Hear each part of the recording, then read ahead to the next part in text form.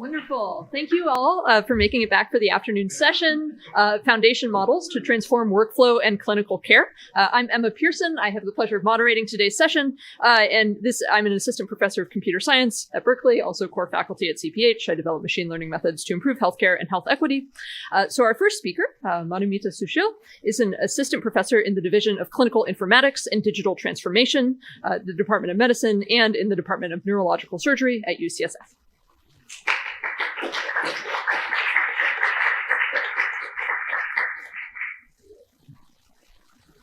Hi, everyone. It's great to be here. I'm going to talk about EHR-driven foundation models, some challenges and opportunities that we have in adapting these foundation models and building new types of foundations models for use within EHR settings.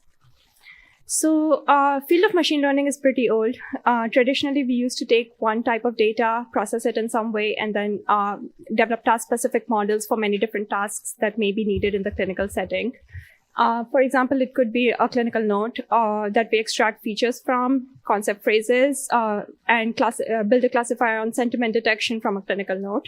Or it could be like we take an MRI image, for example, and then we see whether there's a brain lesion present or not in that image. Recently, we have seen a very big shift towards other types of models that go beyond task-specific models to broadly generalizable models. Starting with large image or large language models that became popular around 2019 or so, I would say, where we started learning in a self-supervised way from language data, where we started seeing a lot of text and then creating artificial supervised instances from all this text to try and learn a generalizable model across all text. Similarly, in ImageNet, before we had this moment in language, we had ImageNet with a lot of data, billions of images, with labels about what objects were present in those images. And we would build very big models trying to classify what existed in those images. In doing so, we had a base model that we could transfer and learn from in many different settings. So it was not task specific anymore. We could train one big model and we could apply it to many different tasks.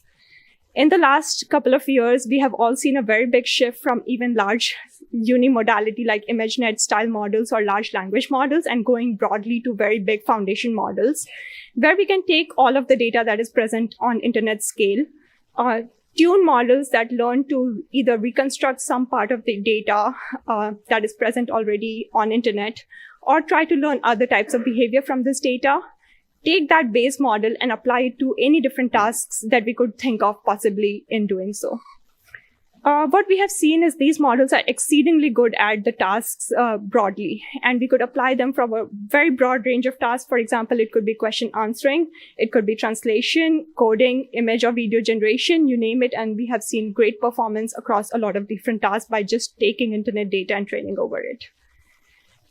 So what we found in our research is that large language models, specifically models like the GPT-4 model, are exceedingly good in automating and abstracting oncology patient charts from clinical case reports. In green is all the correct accuracy of trying to automatically extract different types of information from oncology notes within EHR systems, whether it's when was the first time cancer was diagnosed for a patient, what are the different symptoms that the patient has been experiencing, what are different medications that a patient is on, what are different medications that were discussed for prescribing to the patient in the future, which tests were conducted for the patients, which procedures have been conducted for the patients, etc. And the model can actually do a really good job in extracting all of this information without actually having been trained to do that, just applying out of the box. Not just that, like on the second half of the graph, we have relations where we not only identify which test was conducted, but also when was something conducted. If there's a biomarker that was found, when was the test for that biomarker done? And other kinds of relations, what is the result for a test? What we see again is actually LLMs out of the box are pretty good. I would not say they're perfect yet, but they're really good at identifying and abstracting all of this information from clinical charts without any explicit training to do that. We do have scope for improvement. There is a pretty long orange bar in histology that some of you have noticed probably here, where there's a tendency for models to provide more information than it was asked for. And even though that information might be correct for the patient, that may not be always correct for what was actually asked of the model to do. So we had, actually, this is a few years old by now, but we had tried to see whether instead of training like a big foundation model, if we trained a foundation model on UCSF specific clinical data, can we actually get better performance than publicly existing foundation models in the wild? This is a much smaller model, 135 million parameter. We trained a UCSF BERT model from scratch, independently trained tokenizer on UCSF clinical nodes data, 75 million clinical nodes, to actually replicate large language model training the way it is done without generative component, just with encoding, decoding component. What we saw that by training the model from scratch on UCSF data, we can achieve performance that was significantly better than any other publicly existing models of similar sizes and scales at the time.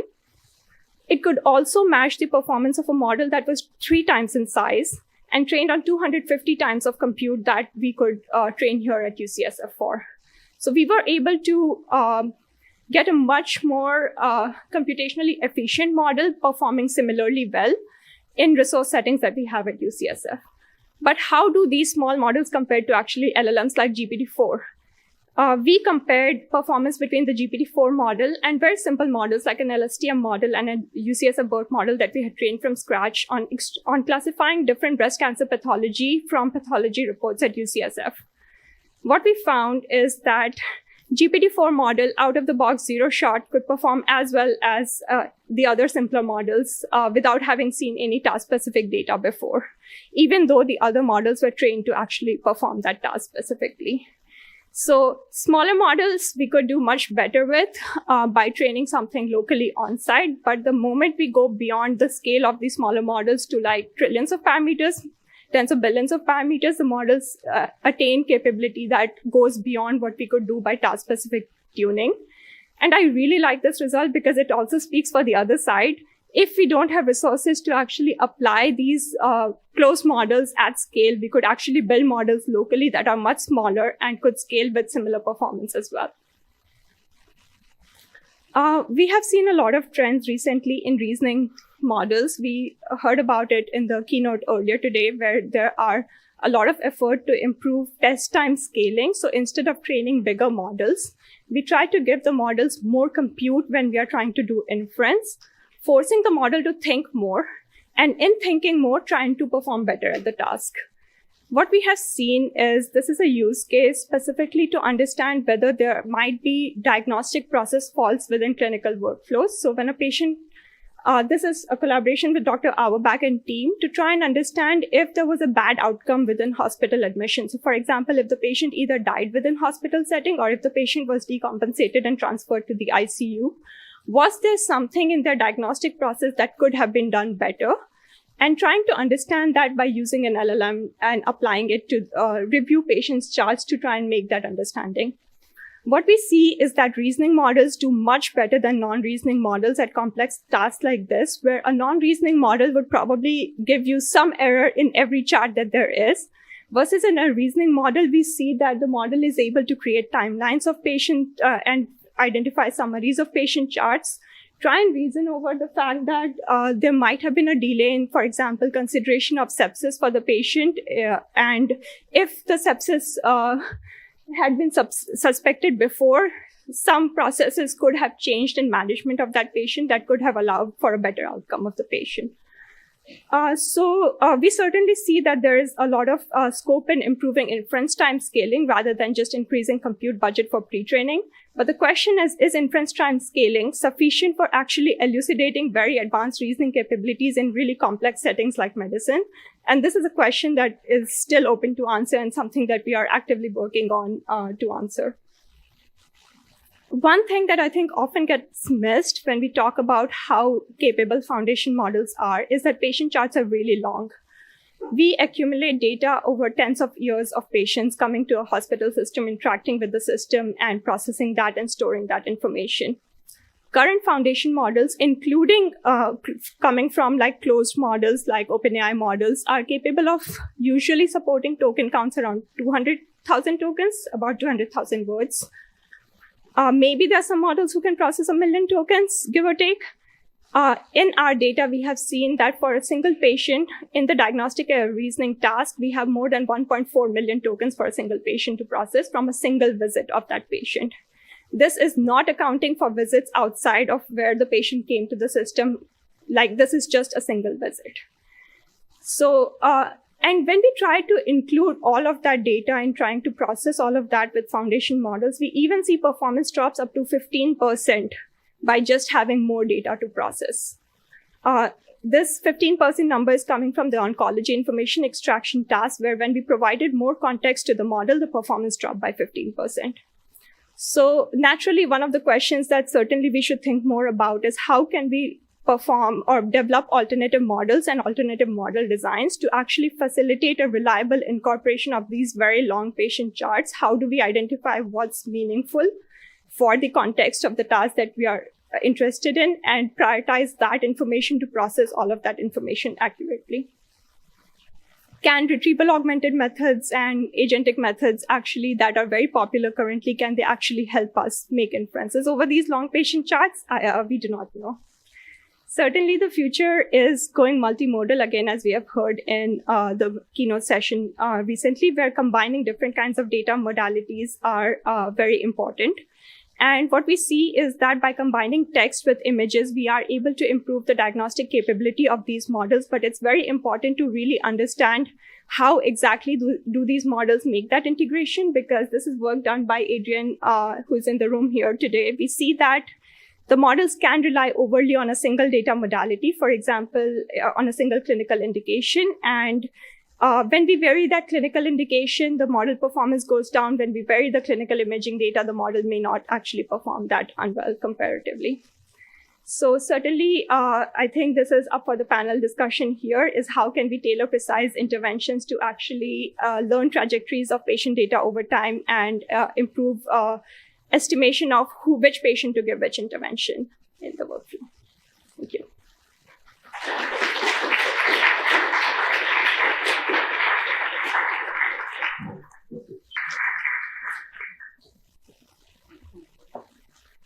Our final speaker, Ahmed Allah, is assistant professor in the UCSF UC Berkeley Joint Program in Computational Precision Health, with affiliations in the Division of Computer Science at EECS and the Department of Statistics.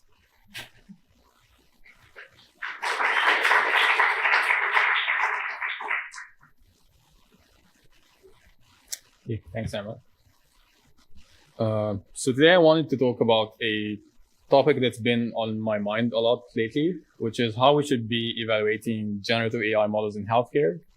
So I'll be sharing some thoughts on why I think some of our current approaches for evaluating these models may fall short, and some ideas and methods from the social sciences that I think could help us design better and potentially more meaningful methods for evaluation. So let's first start with how things used to be. So before the generative modeling era, most medical AI models were what we would call discriminative or predictive models. So this meant that every time we interact with the model, we provided with the exact same type of standardized input, for instance, a chest X-ray, and we expected the model to be conducting the exact same task every time. So for instance, detecting whether or not the patient has pneumonia. And because these models were very narrow and very task-specific, evaluating them was pretty straightforward. Like, the main quality of the model that we care about is how accurate the model is in conducting this classification task of interest. But generative models or foundation models are a completely different animal. So instead of operating on these very narrow and standardized and fixed inputs, they accept a very broad range of inputs. So maybe combinations of audio and images and text, as well as user instructions of what their task is supposed to be. And their outputs are also not binary predictions anymore. It's free-form text generation that would change depending on the inputs that are provided by the user. So this means that the very notion of model accuracy doesn't really capture what it means for a model to be performing well. Instead, we really need to study the full range of behavior that these models exhibit in their generated outputs in response to the different kinds of inputs that the users are providing. And that's why you would see a lot of people think and talk about these generative models in an agentic or like even anthropomorphic sense. They think of these models as agents that have latent capabilities, and they kind of exhibit or manifest these capabilities in the outputs that they generate. And what it means to evaluate a model is to really uncover or measure or evaluate these latent capabilities. Okay, so and because of this shift I would say, drastic shift in the way we think about AI models and their evaluation, it's not surprising that the kind of evaluation questions and methods for generative AI models are getting more and more subjective and qualitative, becoming more and more like questions in behavioral science. So you see in a lot of recent researchers asking questions like, can medical large language models reason through a medical case? Can they communicate empathetically with patients? Can they recall and store factual medical knowledge and apply them in the right context? Do they have sycophantic personalities? They just agree with the user all the time, even when the user is wrong.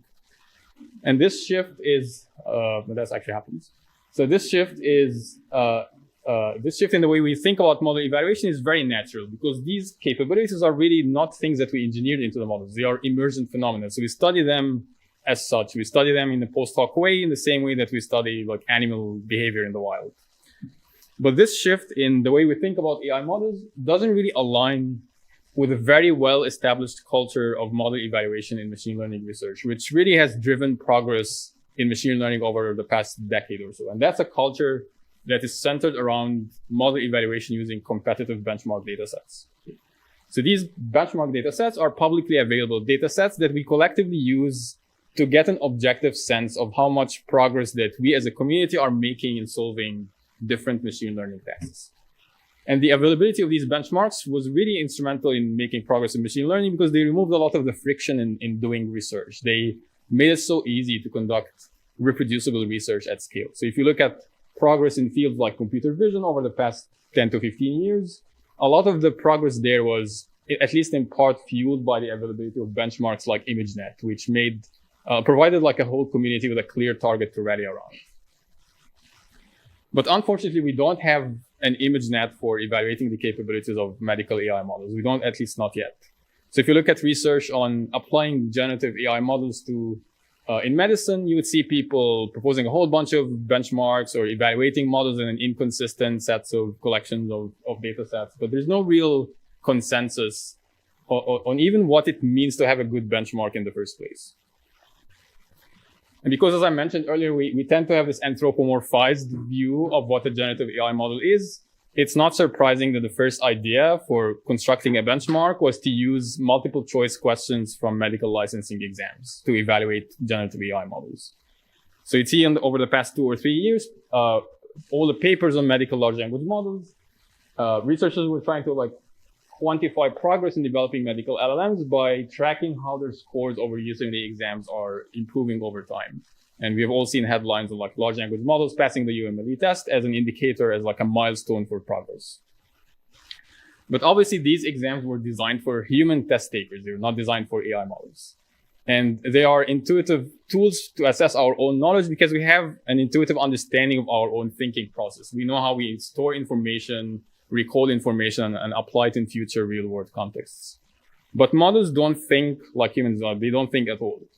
So are these medical examination benchmarks really the right tool to evaluate the capabilities or the performance of generative AI models? So when we run empirical experiments with USSF data, matching clinical vignettes in medical exam benchmarks with real-world patient cases in electronic health records, we don't really see meaningful correlations between how well a model performs on the benchmark and how well it would perform on real-world patient cases. And this means that there's a mismatch between what these benchmarks are actually testing and the kinds of capabilities that we think are relevant for a real-world clinical use of these models. So we can't really reuse medical exams made for humans to test AI models, but maybe what we can do is to use the same principles and tools that are used to design standardized tests in general to create medical licensing exams that are meant for AI models, like ones that are calibrated to predict their real-world performance. So a lot of the standardized tests that we use in education, like the SAT and the GRE and the exams, they are designed using tools and empirical tools and principles from measurement theory. And that's a whole field in social sciences that tries to answer the question of how can we design tests that measure underlying constructs, usually cognitive constructs. So for instance, psychological traits or intelligence or reading comprehension or mathematical reasoning skills. So if we are going to think about these AI models as agents that have capabilities, so we might as well reuse the tools that have been developed to design tests for human subjects, but repurpose these tools to design tests that give us valid measures of the constructs that represent the AI capability. So I see a potential for starting a new empirical science for designing benchmarks for AI models that is grounded in this notion of measurement validity. And over the past 70 or 80 years, like since the 1950s, psychologists have coined different notions of measurement validity, or like what it means to design a test that measures a particular construct. So for instance, criterion validity, content validity, construct validity. These are all different definitions of what it means for a test to be a valid measure of a property or a construct in a human subject. And there's a whole array of tools that have been used to quantify these different notions of validity and validate different psychometric and educational tests that we use in clinical psychology or in education. So I want to end with a vision of how we are trying to apply these ideas in our own research. So obviously, at the end of the day, real-world evaluation with like randomized controlled trials with meaningful real-world outcomes, or expert panel evaluations, or user studies will always be the gold standard for evaluating clinical utility. But these are very high friction modes of evaluation. They are slow, they are expensive, they're not always feasible. We can't run a real-world study for every new model or every tweak on top of an old model. But maybe what we can do is that we can run a small number of high-quality real-world studies and use those to calibrate large-scale public benchmarks. And that's something that we already do in education. So people who do research on education validate exams like the SAT in longitudinal studies by following up test takers and seeing whether the test scores achieved in the exam correlate with some real-world outcome like professional success or college GPA. So along the same lines, we can also like run, and like we're doing this already at UCSF, is like we are running a number of real world evaluations for generative AI models across different use cases, not just with the intention of evaluating these models and their clinical utility, but also to collect data that we can use to construct future benchmarks, so that we retain this low friction, this valuable low friction instrument of model evaluation that have been very instrumental in machine learning progress, but at the same time, making sure that these instruments and data sets are grounded in real world clinical utility. Exactly 10 minutes.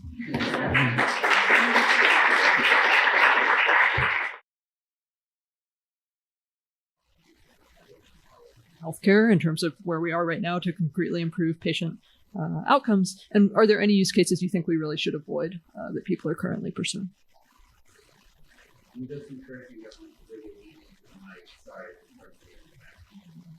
Lean into the answer or the mic? No.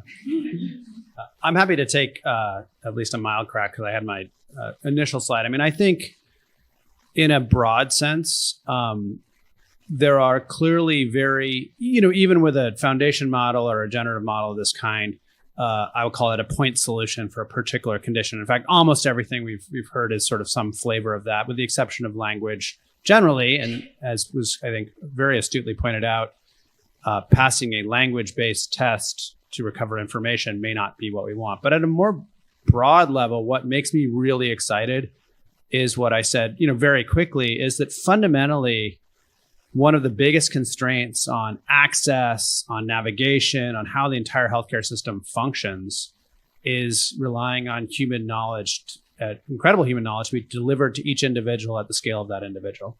And that's fundamentally a productivity constraint, right? We just, everyone who's tried to get a primary care doctor and can't is facing that directly, but that's more generally true beyond that. If we think of transitioning that knowledge into something that is absolutely scalable and accessible, essentially allowing for something like concierge medicine for every single person, not to get too extreme, but I think that's that kind of application. The idea that knowledge is no longer constrained to the level of sort of labor and could be capital in that sense, I think is where it's really exciting. So let me throw out that sort of at an abstract level how I think what I think is exciting about it, sort of fundamentally shifting the system beyond just some administrative task, which is fantastic, or some better reading of images, which is amazing. But I think more fundamentally, if you said what's going to give us 7% of GDP back, which could cure, eliminate poverty if we appropriately allocated it, that's exciting. I actually believe that a lot of mundane tasks is what these models can actually automate pretty well if implemented right. That includes documentation burden within clinical settings, but also like tools, things like chart reviews. There are many, many use cases where we have to do that for all kinds of research studies and clinical needs. And I think these tools are excellent out of the box to do that if tested well in every setting that we need to use it for. That being said, I actually think that there's a lot of potential for improving diagnostics as well as treatment strategies for patients if the tools are built in the right way to do these tasks, because anywhere where human attention lacks, for example, like a lot of times rare disease patients come into the system, and just because clinicians might not be used to seeing rare disease patients all the time, they might forget that diagnosis or do the right test for diagnosis. And we could have like a tool in the background to assess that and alert the physician, for example, that they should consider this alternative strategy. So I think diagnostics or anything within imaging, we have a lot of things that we can miss at the pixel level, which computational tools might be actually good at doing. So I think that's certainly the next avenue we are looking a lot into. But I think the future is in identifying which treatment would actually work well for that patient in the clinic, instead of applying the same guidelines to all patients and trying to dedicate a specific treatment strategy to different types of patients. So for me, that's the path forward.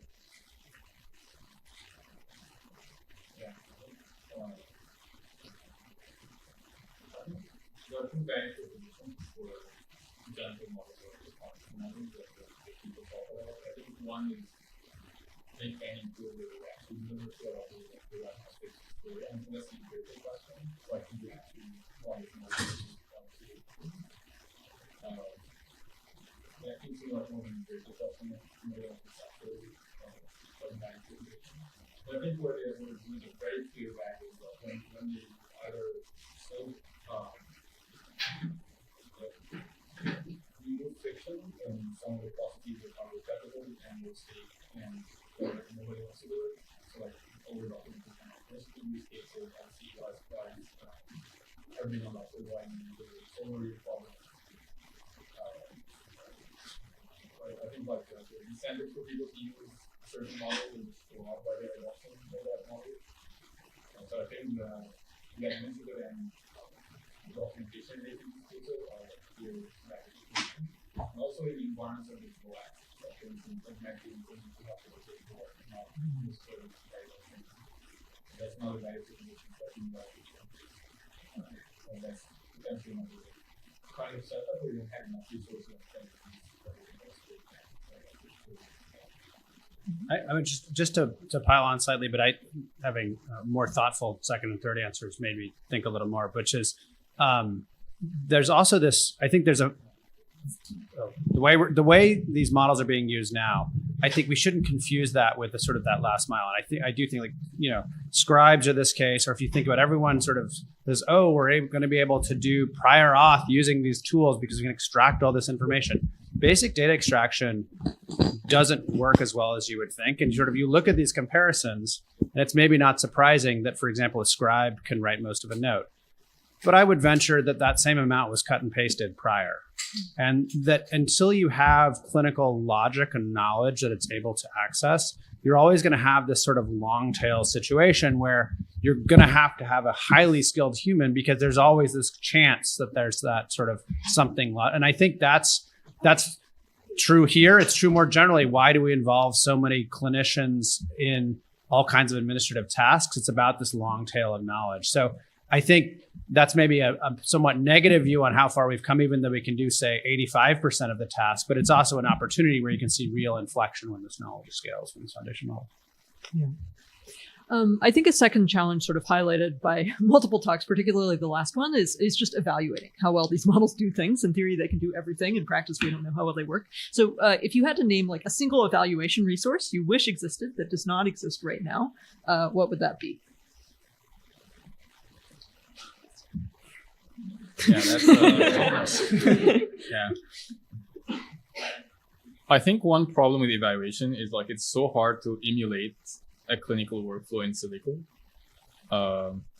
So that's why like I was thinking about this construct validity direction is like, can you construct a toy setup that correlates with how things will play out in a clinical workflow? Just like how exams work, like when you solve like exam problems, that's not anything that you would face in the real world, but you're actually testing your capabilities of like thinking or reasoning.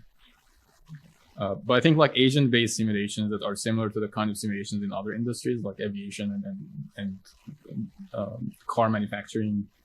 If we have like an agent-based simulation on a like system level healthcare system, just like we have in economics and infectious disease, we have these like models where we can simulate system level outcomes. If we deploy a large language models, like how system level outcomes would change. I think that's a resource that is yet to be built, but I'm not sure if building this resource is easier than training a model. So there's like a chicken and egg problem of like, what's the judge and what's the model that's being judged? Yeah, I mean, just echoing that, I think we're going to need a lot more willingness to take kind of population level simulations or counterfactuals, which are inherently probabilistic and are not just sort of out of sample fit, but are also not a full RCT. I think there needs to be, it's maybe not just a resource, it's also a reframing of what the kind of benchmark would be for some kind of adoption. And particularly if you think about comparison to existing quality distribution. I mean, I just showed you, if you show up and your ED doctor has a lot of other things to think about, you're getting fundamentally different care. So that would tell you that, you know, we tend to give humans a lot of leeway because that's been the constraint. But I think it's going to be an interesting question as we could say, well, this isn't always perfect, but it's actually better than 50% of or 60% of the distribution of real care being delivered. Kind of what is that? So I think this is not a sort of answer to the perfect solution, but I think it's going to take a reframing of what our benchmarks are. I would say long-term, certainly simulation environments that allow us to test systems in real-world settings. But short-term, I would also say closed benchmarks. A lot of benchmarks that exist are already there on the internet, and new models are being trained on the data that is already there on the internet. So there's a lot of performance leakage currently between what these benchmark performance shows versus what's the real performance of these models. So building benchmarks that are more real world, that define a real need and the data that maps real world data more closely, but available in a closed setting for testing, not for training any kind of model. I think that's really important right now. Another challenge that was highlighted in the talks, perhaps particularly John's, is just that these models ultimately have to be tools that are usable by humans. And I'm wondering what you all think about what considerations that should introduce, both for model designers, but also for clinical education. Like, do we need to be training doctors differently? I mean, I think we've already heard it up here too. I mean, I think what's exciting about it is, before I get to the clinic training, sort of the existing sort of nurses and doctors who are at the vanguard of information, I think the upskilling idea and the fact that you can deliver information, you know, to community health workers at scale or to individuals, right? So a chat is not just an empathetic chat, but it's a chat with real clinical knowledge. It can automate the right orders that the best diagnostic doctor would have asked for them. That, I think, one kind of fundamentally thinks about who you're training will change. And then if you take a step back, I think it's going to be an interesting question. And I think it does. I don't think we want to put the cart before the horse in the sense that there's sort of always this rush to rejigger training for looking around the corner. We can only kind of look around the corner maybe a year or two. And so I do think it would be a mistake to like blow up the whole medical school curriculum. You know, it's been working since Hippocrates, but now it's different. You know, I think there is this sense in which, I mean, you can think about it also that actually the team-based training that exists today, right, may be actually really interesting, something we should lean into, right? You're collaborating with the world's top doctor when you're a resident in UCSF, and then going out to the Central Valley by yourself may not be wildly different than collaborating with something that actually embodies that knowledge that you can access anywhere. So I think there's interesting questions, but I would also say like you sometimes hear, scrapping everything because we're going to change, you know, it's all going to change, or don't learn coding at all because it'll never be around, you know, but we don't want to be too rash. I'll add a couple things. I think it's very important to train physicians and users of these models on how these models were trained in the first place, because I think that defines a lot of limitations and capabilities of these models. It's not if a tool is a black box, it can seem to be more powerful than it actually is. And I think it's important to understand to what extent can we actually use it, what are the biases in the design of that process that we are encoding, and learn how to use them well. I think it's very important to also learn how to use that tool to maximize your efficiency rather than relying too much on it. So there have been studies that have shown recently that if clinicians are used to using a diagnostic tool regularly, they might become less critical of the model and more critical of themselves because they think the model might be right and they might be wrong. So understanding like how to actually change your workflow within a setting where you are using a tool like that and learning how to be critical of that, I think would be an important part of the training as well. Yeah, well, I think there are two ways where maybe generative models might interact with education. I think one way is to use them for education, maybe to design better exams in the form of actual simulated interactions, or like pulling up real world cases from electronic health records and like design like just a new mode of examination for students. But the other way around, like in a future medical practice where clinicians and large language models are working together, it's very hard to predict how this will play out, because like this is a kind of technology that changes us. Like it changes our cognition and how we learn and make decisions, and like how much we have critical thinking. So I really don't know like how this should be incorporated, like whether we should train medical students differently. But definitely, I think we can use. I think the better use case for large language models is to use them as tools for education, to like to design new modes of learning that are more realistic and more interactive and more interesting than existing ones. I mean, I would say that one of the first applications we're looking at with the large clinical behavioral model is basically asynchronous feedback, which is similar to learning, which is the sense of saying, you know, what is an incredible opportunity before we get to it, you know, doing actual decision support or correcting, say, on an asynchronous basis this month, here's the thing that you do for your patients by yourself that a lot of other doctors would not have done for this patient. You know, that's just informative, and that both is a way to learn, but also the bar to that is lower because you're not saying it's wrong. You're just saying this is something we can document at the micro level. Super interesting. Okay, maybe let's open it up for questions from the audience. Yeah. Thank you. Yeah, Walter Shubansky on the Stanford Company. Question about the general notion of building foundation models from HR data and using that as a basis for decision support, for example, is that making the assumption that what clinicians actually do, on average at least, is the right thing to do? And is that a safe assumption to make? You know, when a lot of clinicians continue to, for example, prescribe antibiotics for respiratory polyviral URIs and so on, the patient wants that, or whatever. But it's not evidence-based medicine. So if you're not also learning on what the prescriptive evidence-based medicine, textbook medicine, clinical practice guidelines are, and only learning on the actual experience that you're likely to are, is that a sound? And I'm phrasing this very provocatively. Convince me that that's a sound way of providing decision support. Yeah, I mean, I think this, and Maya talked more about this morning, is that it fundamentally, our view in building this is not that 100% of medicine is being practiced correctly, but our view is also that where we have real evidence, you know, where do guidelines exist where 100% of people can agree that 100% of the time, 100% of patients should get it, and we can measure it, 1-2% of care. So we sort of look under that streetlight for violations of it. So what we're trying to do is basically build models of real clinical decision making and then ask causally on the outcomes we're interested in, what are the right ones? That will elucidate new full distributions of policy functions and guidelines. Our view is that actually you just fundamentally need to rethink where knowledge exists and try to learn that knowledge for exactly the reason that you're saying. It's not that all medicine is being practiced well. In fact, a lot of it isn't. But practicing by guidelines is not good medicine in isolation, or practicing, as the textbook would say, We want to learn the truly vanguard tacit learning that is completely under scale today. I mean, I think it is likely true that there are primary care doctors who are handling low resource diabetic populations extremely well somewhere in Mississippi.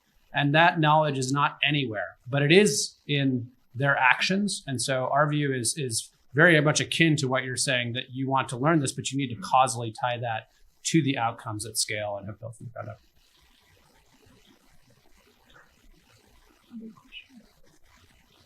Are we at time? I'm getting signals. We are at time. Thank you all for a wonderful session.